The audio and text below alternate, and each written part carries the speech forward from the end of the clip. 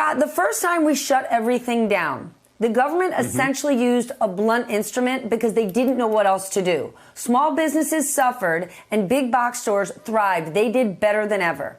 We're about to see that exact same thing happen. Now that we're facing more restrictions, is there a different way to do this? Great to see you, Stephanie. So, yeah, you're absolutely right. So first off, people from both sides of the aisle would say that we couldn't let perfect be the enemy of good, and we needed to get liquidity into the system. And I think we accomplished that. But what I'm fearful of, to your previous guest's comments, he had some very powerful points. 11 million people work in the restaurant industry. The question is, would we as a society have been better off if we had just put the money directly in the hands of the 11 million as opposed to the restaurateurs? I don't think the restaurant industry is going to come back in any shape or form similar to what it's been. So the question is, if you have capitalism on the way up and socialism on the way down, that's cronyism. And I wonder if we would have been better off creating more demand and letting consumers decide which restaurants survive, which restaurants adapt, and quite frankly, which ones go out of business. Because I think we're going to find in retrospect, Stephanie, that a lot of this PPP loans weren't bridges, they were piers. And all we've done is kick the can down the road. Okay, to that very point, the Wall Street Journal says about 300 companies that received as much as $500 million in PPP loans have already filed for bankruptcy. Does that mean that the way that we disseminated this money was a failure? I believe when we look back on it, I'm not sure we'll call it a failure, but I think it could have been more surgically deployed. You did some great reporting showing that about 10% of the companies that applied for PPE got about 90% of the proceeds. 400 public companies received $1.5 billion. Government is supposed to prevent a tragedy of the commons. In this instance, I think we're going to find that what we really did here was flatten the curve for rich people.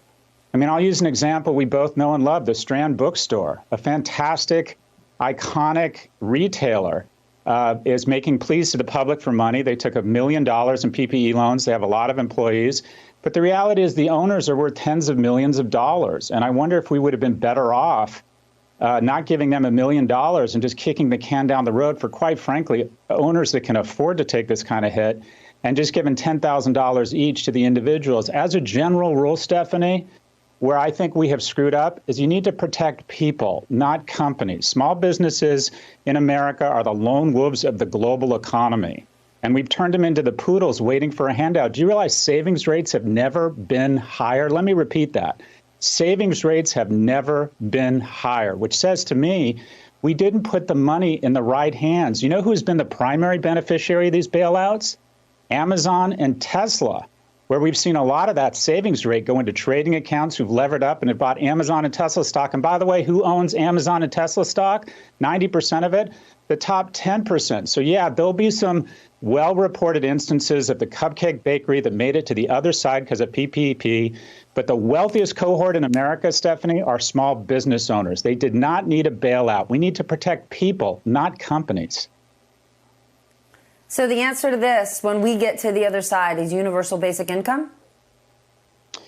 Something along those lines. What we wanted, in addition to these businesses surviving, and I believe that the key to the business survival is creating additional demand.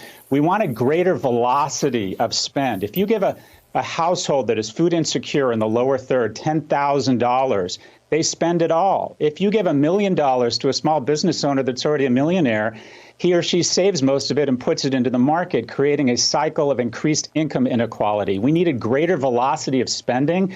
You put it in the hands of the people that need it. We have 1 in 5 households with children are food insecure. That $750 billion PPP package, if divided by the 30 million neediest households, would have been $25,000 per household, which would have meant they didn't have to put their diabetes medication and Diet Cokes in a cooler and head out working for Uber, putting themselves in harm's way. When we look back at this, all we have done here is primarily flatten the curve for rich people or extend the life of businesses that will not survive long term. This was a poorly deployed program. For everyone who is so excited that GDP went up in the last quarter, look closely at why that happened. It's because the stimulus checks went through. When you give people money to survive, they deploy it back into the economy. Why are Scott and I saving more money? Because we're not going to bars or restaurants or gyms. We're working from home. We're completely comfortable. And we're doing better now than we were 6 months ago. Think about that. Hey there, I'm Chris Hayes from MSNBC. Thanks for watching MSNBC on YouTube. If you want to keep up to date with the videos we're putting out, you can click subscribe just below me or click over on this list to see lots of other great videos.